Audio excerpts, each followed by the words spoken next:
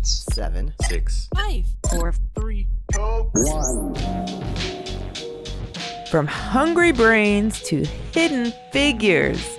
In the next 10 minutes, we'll get the lowdown on what's up in the world. I'm Bethany Van Delft, and this is the 10 News. This week, the CDC is expected to release new guidelines on how to safely reopen schools as the COVID-19 pandemic continues. There's been some debate between teachers' organizations and scientists on whether or not teachers need to be and should be vaccinated before returning to classrooms. But everyone seems to agree that getting kids and teachers back together for in-person instruction and doing it as safely as possible is really important. President Biden has said that he wants schools to reopen and stay open, and that the guidelines for doing so will be based on science and not politics. Excellent. We'll be keeping a close eye on what the new guidelines say, and of course, we'll keep you posted. Next up, it's a look inside our brains with Lane Farber from Nature Nerds podcast. We all get hungry, but did you know that we can get hungry for people? Don't panic, y'all. This is not a zombie story. That's an October exclusive. This is a much more wholesome craving. Phew. A new study proved that lonely people crave human interaction the same way I crave cake after binging the Great British Baking Show for like 8 hours straight. Yeah, you heard that correctly. I watch way too much of the Great British Baking Show, and lonely brains are hungry for human connection. Now, before we learn how the study was conducted, we have to understand the basics of hunger. Hunger is that familiar sensation of your body telling you that it's time to eat. Hunger cues can be both physical and mental because all of our systems require nutrients to function properly. Sometimes it's a rumble of the tummy, an inability to focus, help? or even sudden irritability, aka the hangries. Leave me alone. When we're hungry, we see food as a reward. Scientists know this to be true from past studies. So the neuroscience team at MIT was not surprised when their participants' brains responded positively to pictures of pizza and cake after fasting for 10 hours. What did surprise them were the brain scans of people starved of human interaction. Participants were socially isolated for 10 hours. No phone, no social media, no outside communication whatsoever. No way! After the 10 hours, they had their brains scanned while being shown pictures of people hanging out and participating in group sports. And guess what? Their brains lit up just like when being shown pictures of food. That means that our brains crave company just like we crave food. The longer we go without food, the more we crave it. And this study proves that the same thing is true about genuine human connection. The lonelier we are, the more our brains crave company. So, why is this study important right now? Well, it's easy to feel isolated during times of quarantine. This study proves that forcing humans to self-isolate makes us crave social interactions even more. So, if you're feeling antsy or blue because you miss your friends and family, don't fret.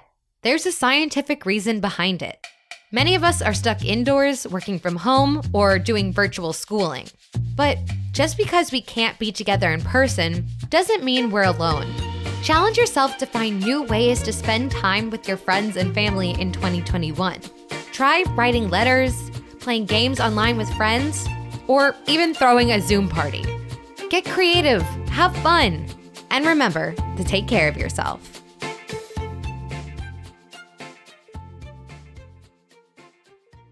Hi, I'm Olivia, age 10, from Troop 32211, and I'm here to share some cookie news. Cookies. Did you know that Girl Scouts sell over 200 million packages of cookies each year?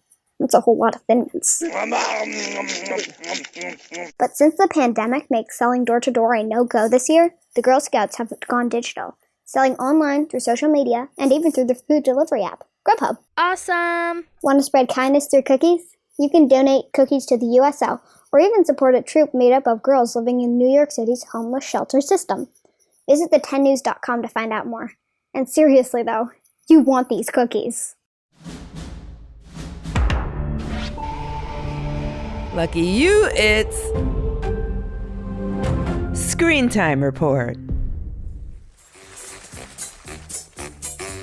It's time to play the music. It's time to light the lights. It's time to get things started. The Muppets are coming! Kermit the Frog, Miss Piggy, and the whole Fuzzy Gang will be on Disney Plus when all 5 seasons of The Muppet Show join the streaming platform. Nice.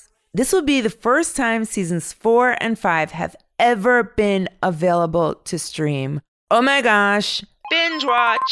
The Muppet Show, a variety show that featured the Muppets in different sketches and musical numbers, often accompanied by celebrity guest stars, originally aired on TV in the late 1970s and early 80s.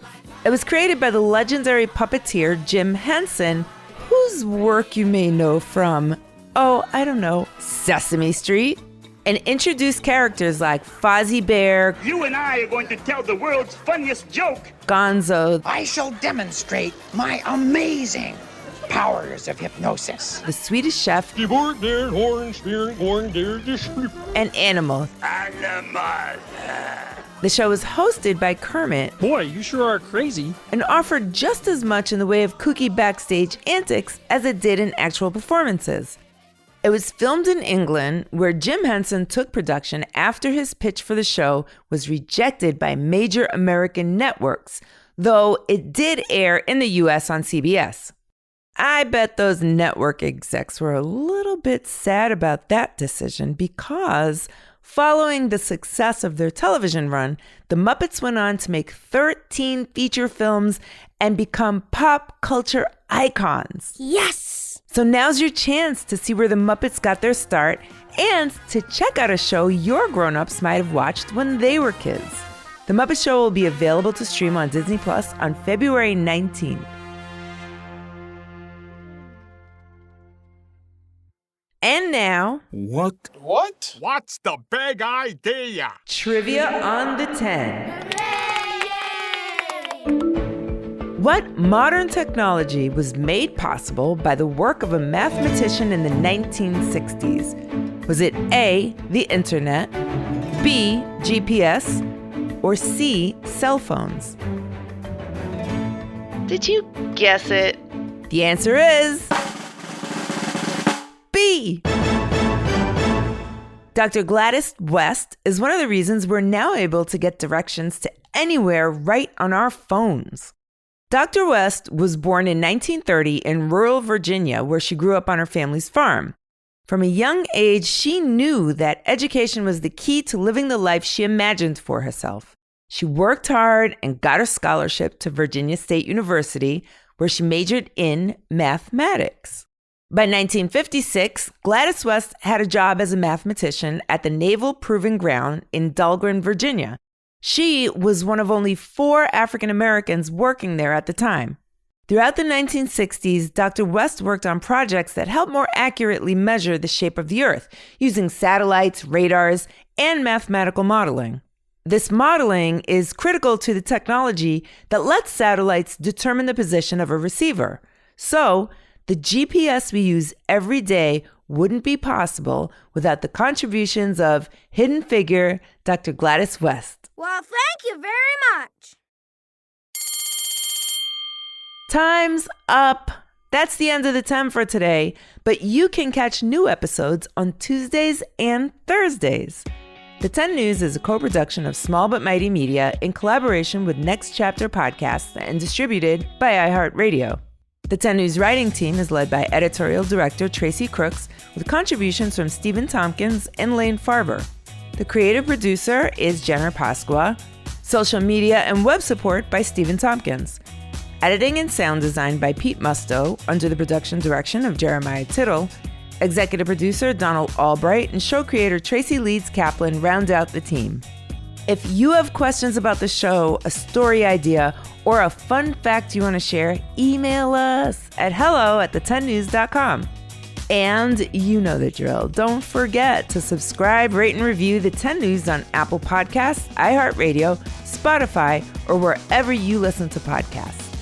I'm Bethany Van Delft, and thanks for listening to the 10 News. Bye.